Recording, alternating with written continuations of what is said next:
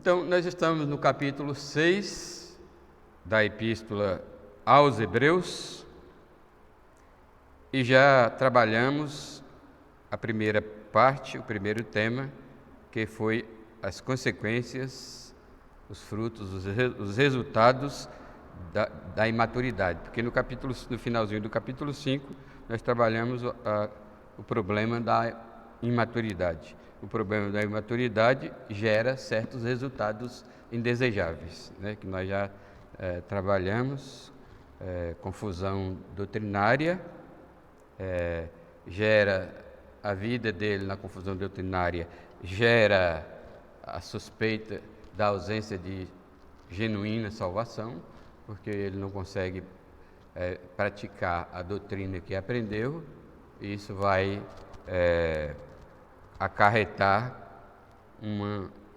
uma suspeita por parte dos seus irmãos em Cristo na igreja, porque não vê frutos reais, frutos genuínos, né?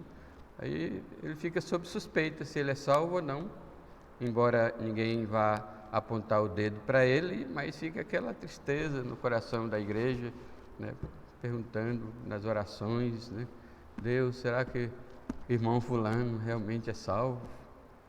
Se ele não for salvo, é por causa da imaturidade dele. Então, Senhor, faz com que ele dê uma alavancagem na sua fé.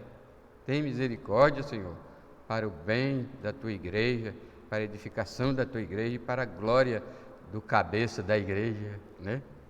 Então, também gera mais essa confusão toda, né? Do imaturo, né? E ele, por isso, ele não é uma bênção na terra, porque assim como a terra que recebe a chuva produz e se torna e é abençoada e abençoa, assim é o crente que recebe a palavra de Deus, produz e abençoa a terra, abençoa os seus semelhantes. Mas hoje, a partir do versículo 9 até o versículo 12, nós trabalharemos outro assunto, outro tema. Esse tema é a perseverança em servir tem sua base na bondade e na justiça de Deus. Esse é o tema dessa segunda parte aqui. Nós perseveramos em servir a Deus, mas porque Deus é bom e justo. Amém? Então, a mensagem é: você deve focar na justiça e na bondade de Deus para servi-lo e continuar o servindo até o fim. Ou seja, ao olhar para a primeira parte, somente a considere para efeito de advertência, certo? Para efeito de sua advertência. Porque você sabe que um crente não perde a salvação. Você sabe que a vida eterna quando Jesus disse, eu lhes dou a vida eterna, ele estava falando sério, é eterna mesmo, né? Então o que prevalece aqui é a perseverança dos santos, cujo conceito é, se você se tornou um dos filhos de Deus, agora é só crescer, só se santificar. A perseverança dos santos ela é diferente daquela crença batista que diz salvo hoje, salvo para sempre. Essa é uma doutrina similar à perseverança dos santos, mas ela tem certas divergências, né? Por exemplo, uma das divergências é que os que acreditam nessa frase, salvo hoje, salvo para sempre, admite uma espécie de crente chamado crente carnal, certo? Ou seja, ele admite esses crentes imaturos aqui do livro de Hebreus. Crente carnal é alguém que, grosso modo, seria alguém que está com o pé na igreja e outro pé no mundo, né? Mas, como disse certo autor de um livro do mesmo título, existe mesmo o crente carnal? ele disse: se existisse o crente carnal, teria que existir um céu de segunda classe. Como não tem céu de segunda classe, céu não é passagem de navio nem de avião, primeira classe, segunda classe, né? Só existe um céu, onde nosso Deus mora, vive, onde Jesus está assentado à direita de Deus. Às vezes eu fico preocupado se vocês entendem essa frase, que Jesus está sentado à direita de Deus, né? Se vocês imaginam isso fisicamente. Lembra-se, Deus é Espírito, Ele não está sentado em lugar nenhum lá. O trono de Deus é infinito, o trono de Deus não tem limites, né? Então, quando essa frase, Jesus está sentado à direita de Deus, não significa que Deus está sentado fisicamente como vocês estão sentados aí, certo? Essa palavra sentado à direita de Deus quer dizer a posição, vamos dizer assim, com toda honra e glória e louvor ao nosso Senhor e Salvador Jesus Cristo, uma posição secundária, né? Porque o Pai é o cabeça do Filho, Filho, cabeça do homem, e assim vai, né? Eu não vou falar o resto, senão as mulheres me batem, né? Porque as mulheres não gostam quando fala assim, Deus é o cabeça de Cristo, Cristo é a cabeça do homem, o homem é a cabeça da mulher, não. Então, para não achar encrenca, né, gente, não vou falar não, né, Lucas? Vamos ficar quietinho aqui, né? Então, é isso aí. Então, a partir daí, a mensagem é: você deve focar na justiça e na bondade de Deus para poder servi-lo para sempre, né? Ou pelo menos em termos até o fim, né? Amém? Enquanto em termos terrenos até o fim, porque depois da eternidade nós vamos continuar servindo o nosso Deus. Nós nunca vamos parar de servir ao nosso Deus, né, eternamente. Amém? Então, não levar o crente maturo vai considerar a primeira parte do capítulo 6 e a última do capítulo 5 apenas como um aviso. Cuidado, você não pode ser um crente imaturo, né? Porque senão você vai gerar essas consequências e são prejudiciais para o povo de Deus e não glorifica a Deus, né? Como nós fomos criados, eleitos e salvos e preservados para a glória de Deus, então o crente imaturo não é uma bênção, certo? Então, para focar, por que você tem que focar na bondade e na justiça de Deus? Primeiro, porque a reprimenda, isso é uma boa notícia, viu? Maravilhosa, porque a reprimenda aqui do capítulo 6, do começo do capítulo 6, não se refere aos crentes genuínos, mesmo com a sua imaturidade, mesmo com as suas fraquezas, né? Mesmo não estando sendo uma bênção na terra, né? Porque não está respondendo ao ensino, respondendo de uma forma prática ao ensino. Porque essa reprimenda acima, ou seja, da seção que vai do versículo 1 a 8, não se refere aos crentes genuínos de forma nenhuma, né? Mas sim ao misto dentre eles, certo? Quando Jesus sempre advertiu a igreja a respeito da realidade da existência de um misto no seio da igreja, né? Por exemplo, ele falou do joio e do trigo, né? Dos bodes e das ovelhas, né?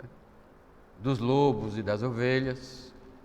Lá em Israel, no deserto, tinha uns egípcios que não eram israelenses, não era do povo de Deus, mas estava ali no meio atrapalhando, né? Então, você deve focar, né?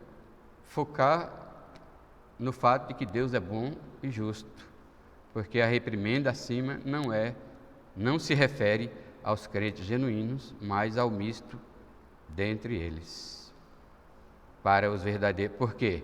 Para os verdadeiros Deus pensou em coisas melhores, pertencentes à salvação. E quando Deus pensa, Ele executa. Ele pensa o plano. Aqui se trata do plano que Deus tem para cada crente. Quando foi que Deus traçou esse plano? Segundo a Bíblia toda, na eternidade. Ele traçou o plano. Aí o versículo 9 diz: quanto a vós outros, veja que essa frase, quanto a vós outros, já faz uma distinção. Porque ele falou, até no fato de ser impossível trazer de volta esses apóstatas, esses que conheceram a verdade, mas não obedeceram à verdade, e estava ali no meio, mas não é, como Jesus disse, como João disse, eles estão no nosso meio, mas não são dos nossos. Saíram de nós porque não era dos nossos. Essa frase está em João, a respeito dos seguidores das doutrinas anticristãs do primeiro século, lá no capítulo 2 de João. Então, quanto a vós outros. Então, vamos imaginar aqui uma sinagoga de judeus, certo? Cujo número de cristãos genuínos era a metade, ou um pouquinho mais, mas havia ali, a realidade de Hebreus é que ele está escrevendo para os judeus que ainda não tinham abandonado o judaísmo completamente e vivia acomodadamente no meio, adorando na sinagoga junto com os outros judeus incrédulos. Como eles falavam a mesma língua em determinadas doutrinas do Velho Testamento, porque as doutrinas do Velho Testamento não foram abolidas. Aliás, as doutrinas do Velho Testamento são as mesmas do Novo Testamento. Graça, amor, misericórdia, santidade, fidelidade, céu, inferno, tarará. Mesmo quando esses assuntos não aparecem diretamente no Velho Testamento, está ali. E assim eles iam tocando o barco, na imaturidade, mas isso não glorifica. A vida não é somente tocar o barco. Deixa o barco tocar, vamos soltar os lemes, Você entra num barco, no mar, e solta os lemes, ou desliga o motor e deixa o barco ir. Não é simples assim. Nós fomos salvos para servir. Salvação é uma agência, salvação é uma entrevista de emprego, certo? Salvação é uma entrevista de emprego.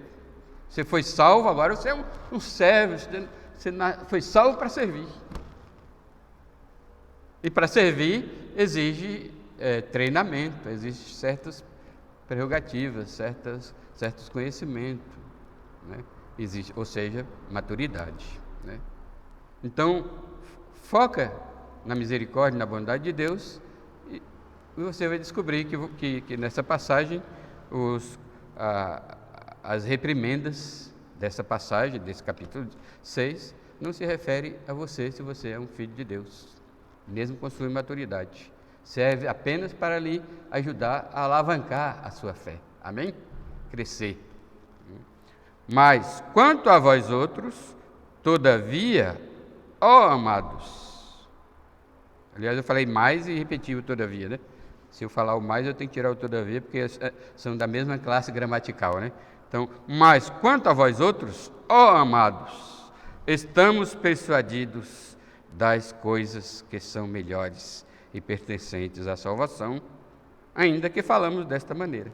Então, é como se o autor dos Hebreus estivesse pedindo desculpas aqui aos genuínos crentes. Desculpa que eu estou colocando vocês no mesmo balaio, certo? Estou colocando vocês na mesma caixa. Vocês não pertencem a essa caixa. Vocês só estão aí, rodeando a caixa, namorando a caixa, cobiçando a caixa, e até muitos prestes a cair dentro da caixa. Mas vocês não são dessa caixa dos ímpios, dos incrédulos, dos que estão, conforme o versículo 6, que estão crucificando para si mesmo o Filho de Deus e expondo-o à ignomínia. Porque negar certas doutrinas da palavra de Deus e demonstrar e viver impiamente dentro da igreja, tendo certo conhecimento da verdade, é crucificar Cristo outra vez e o expor de novo à vergonha da cruz.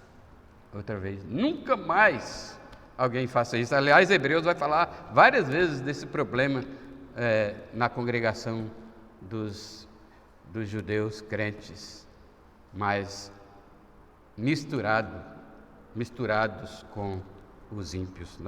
Uma igreja não pode ser misturada com os ímpios. É claro que é inevitável.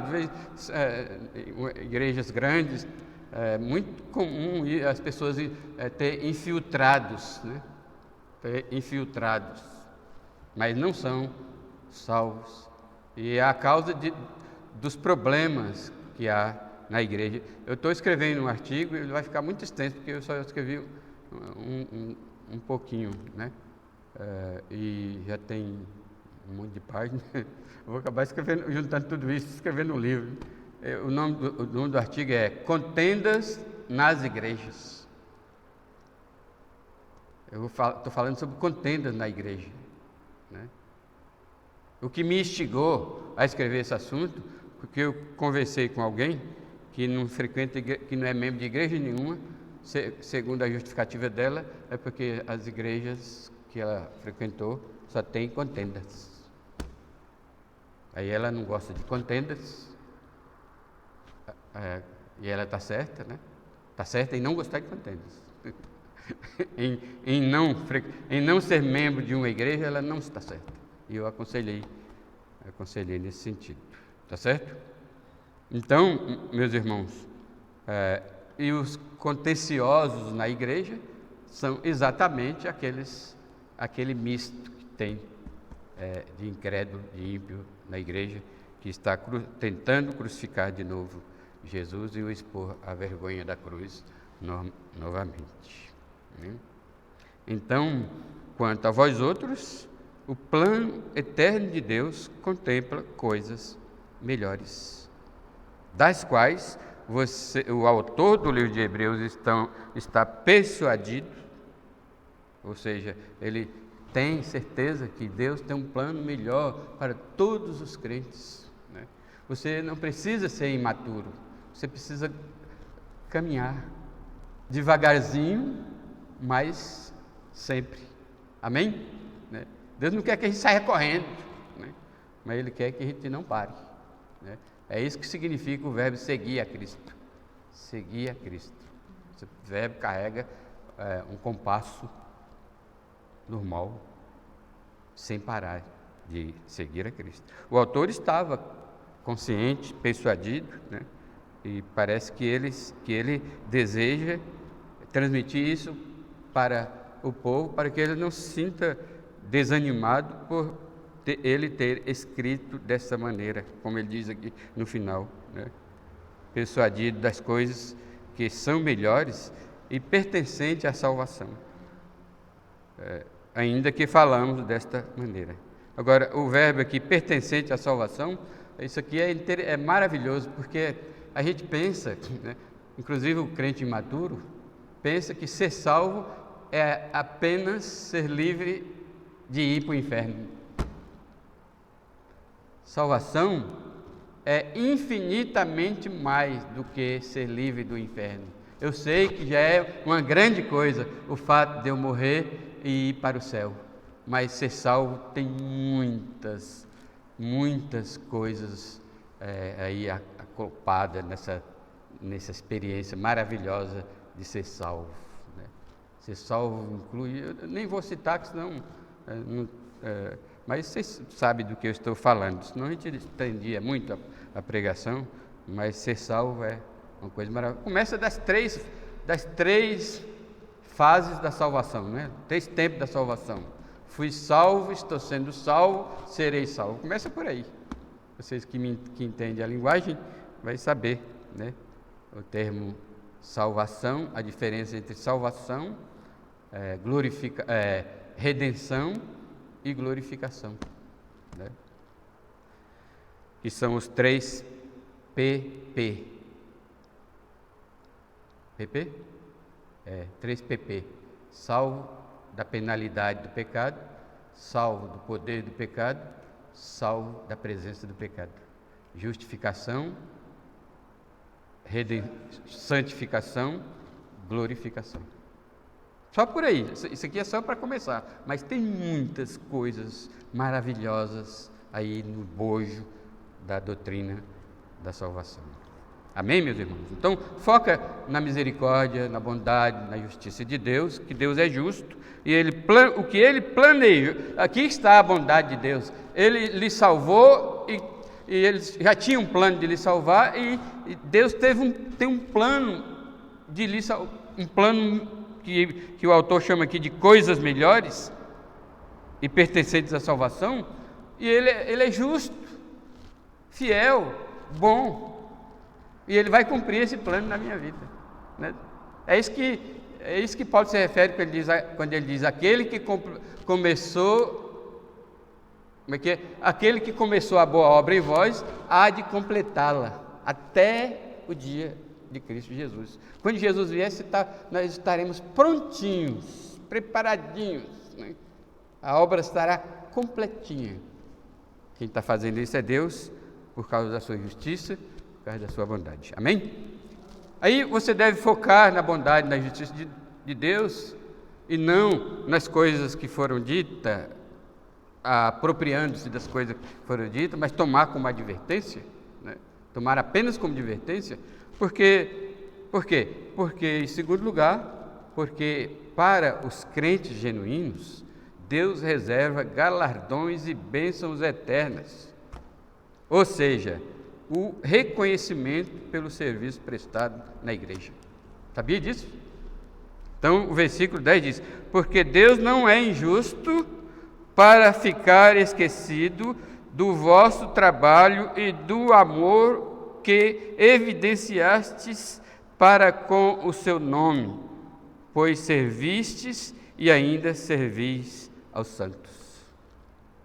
Porque apesar da imaturidade daqueles irmãos judeus, eles tinham o amor de Deus no seu coração. Eles amavam a Deus, né? E esse amor era evidenciado, aqui diz, do amor. Deus não está esquecido do trabalho e do amor que evidenciaste para com o seu nome. Eles amavam a Deus, como Jesus ensinou, de todo o coração, de toda a alma, todo o pensamento, toda a força. Eles amavam o Senhor, e isso Deus sabia, e Ele não é injusto para não reconhecer. E o amor é interessante, que o amor a Deus faz o quê? Qual é o resultado de quando amamos a Deus? O amor a Deus reflete em serviços, em trabalho para os outros irmãos. Você ama a Deus, você ajuda os irmãos, você ora pelos irmãos, você contribui com a igreja, com as missões, com as necessidades da igreja, mantém a igreja, ajuda a manter a igreja fechada, os projetos da igreja, sustenta o ministério da igreja, você é desapegado aos seus bens, sua saúde. Nós nunca devemos ser apegados a nada de nós, né? Então, a gente é salvo para servir, mas enquanto se degrada fisicamente, Paulo diz que espiritualmente nós crescemos, né?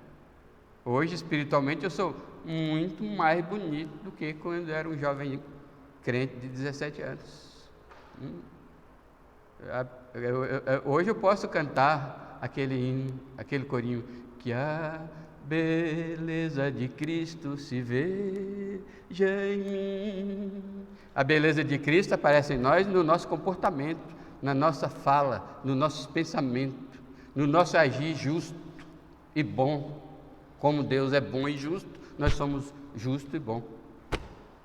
Os seus filhos normalmente herdam no DNA muitas características dos pais, né?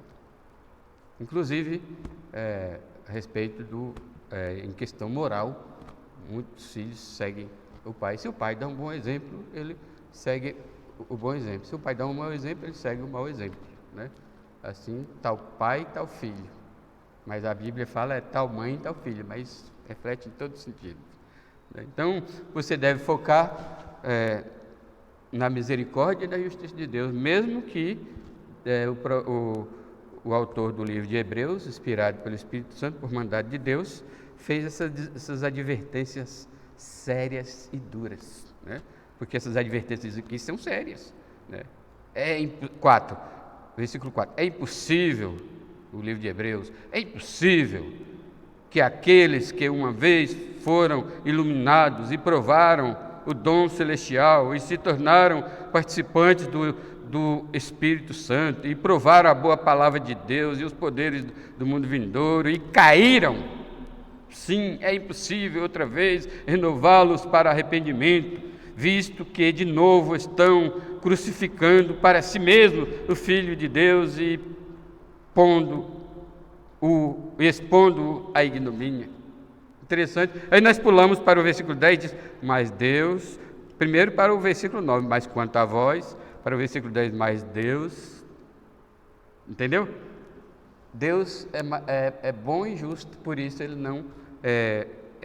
não fica esquecido do nosso servir a Deus. Então, o ponto aqui você deve focar na justiça e na bondade de Deus, porque para os crentes genuínos, para esses que estão crucificando Jesus de novo, se eles estão crucificando de novo, significa que eles não são salvos, né? Porque precisa de crucificar Jesus de novo para arriscar conseguir a salvação. Eles não são salvos, né?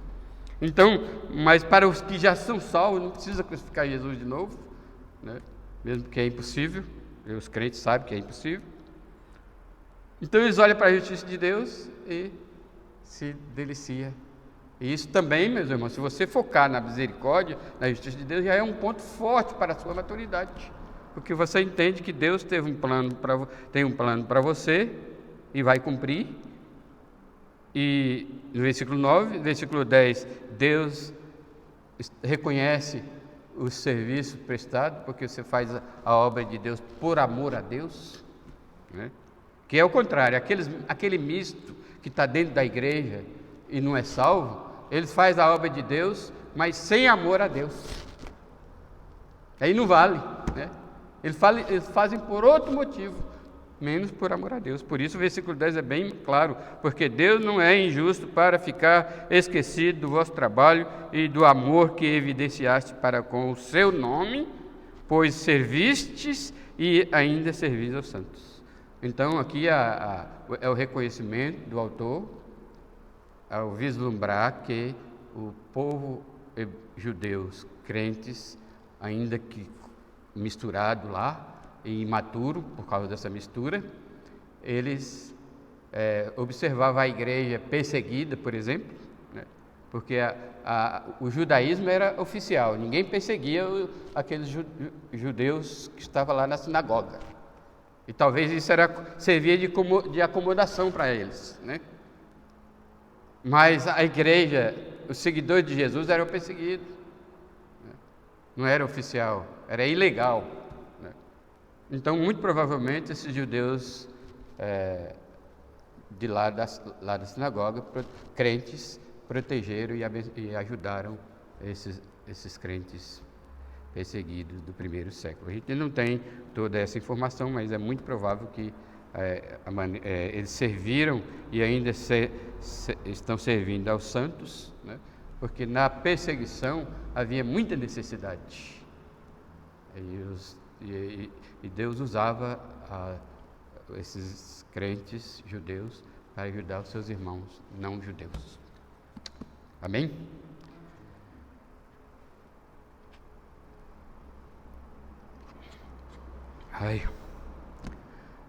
Segundo e último ponto, ou terceiro e último ponto. Hoje eu vou bater o recorde de horário, porque o texto é pequeno, né? Então você deve focar mesmo, né? Eu estou usando o verbo focar, mirar, olhar, né? Olhar firmemente como vai dizer Hebreus 12, olhando firmemente, focar para a justiça e o amor de Deus, porque além de Deus não estar falando dos crentes genuínos no texto anterior, vai de 1 a 8, porque ele tem pelo contrário, para os crentes genuínos ele tem um plano e vai cumprir. É o que o livro de Hebreus chamou de coisas melhores. Além de Deus reconhecer o seu serviço, como você faz por amor a Ele, serve aos irmãos por amor a Deus, tem uma última coisa aqui maravilhosa. O terceiro ponto é porque o que Deus espera dos crentes genuínos é a perseverança em servir. Então, Deus não apenas reconhece que você o ama e está servindo aos santos, mas Ele quer que você seja perseverante em servir os santos. Você levou uma cesta básica para um irmão que estava desempregado há muito tempo, né? O mês passado, o mês passado ele não come, não. O mês que vem ele não come, não. Entendeu? Ele não precisa, não. Você orou pelo irmão hoje, amanhã ele não precisa de oração, não. Está entendendo? Você serviu aos santos hoje, amanhã ele não precisa, não. Então, esse versículo 11 é relevante, principalmente porque nunca vai faltar oportunidade para você prestar serviço aos santos, que, aliás, é um privilégio, né? Ajudar, servir ao povo de Deus é um santo privilégio, e não vai faltar esse santo privilégio, você sempre tem, mas tem que ter maturidade. Aí o versículo diz, versículo 11, desejamos, porém, continue. Continue. A vontade de Deus, o que Deus espera de cada crente é a perseverança. Esperamos, continue, cada um de vós, mostrando até o fim a mesma diligência. Mesma diligência. E o contrário de diligência é preguiça, certo? É omissão, né? É comodismo. Então Deus quer que a gente seja diligente. O que seria essa diligência? Talvez seja a mesma coisa de eficiência. O que quer dizer eficiência? Fazer a coisa certa, do jeito certo, no horário, no tempo certo, né? Porque também, se você chegar com a cesta básica lá na casa do seu irmão, que gera preguiça, a apatia gera preguiça, o comodismo, tudo irmão, né? Aí, se você chega com uma cesta de alimento para o irmão que está passando necessidade, e chega lá, ele já contraiu pneumonia por falta de alimentação, anemia, né? Já está doente, já contraiu muitas doenças, porque ficou sem comer, não tinha o que comer. Você chegou atrasado, entendeu? Então tem que agilizar, tem que ser diligente. Com a mesma diligência, para a plena certeza da esperança. E é interessante que na introdução do livro de Hebreus nós pontuamos isso aqui, que diferentemente do apóstolo da teologia paulina, que considera o início da vida cristã, o livro de Hebreus considera o fim da vida cristã, né? Para o livro de Hebreus, o importante não é você declarar fé em Cristo agora, não. Isso é importante também. Mas se você declarou fé em Cristo agora, você tem que comprovar pela sua vida até o dia da morte, né? No dia da morte você tem que ser como o apóstolo Paulo. Eu sei em quem tenho crido, estou bem certo que é poderoso para guardar os meus galardões, né? Até o dia final, né? Isso Paulo estava dizendo até no dia na véspera de sua morte. Então, não basta dizer eu sou salvo para o livro de Hebreus. Não basta você dizer eu tenho esperança da vida eterna e vive uma vida igual ao povo do versículo 4 aqui do capítulo, né? Crucificando Cristo novamente, né? Então, a esperança, ela é comprovada pela vida transformada. Amém? Para que não vos torneis indolentes, aí é preguiçoso, né? Indolente, mas imitadores daqueles que, pela fé e pela longanimidade, herdaram as promessas, né? Então, a fé gera perseverança. Aí, essa referência aqui, o autor do livro de Hebreus já está antecipando o capítulo 11, né? Como nós vamos ver lá para frente, nós estamos no capítulo 6, né? Então, aqueles que perseveraram na fé, vocês vão ver só evidência de fé, né? Só evidência de fé. A fé mostra evidência. Então, e uma das evidências é a diligência. E uma das faltas de evidência é a indolência, né?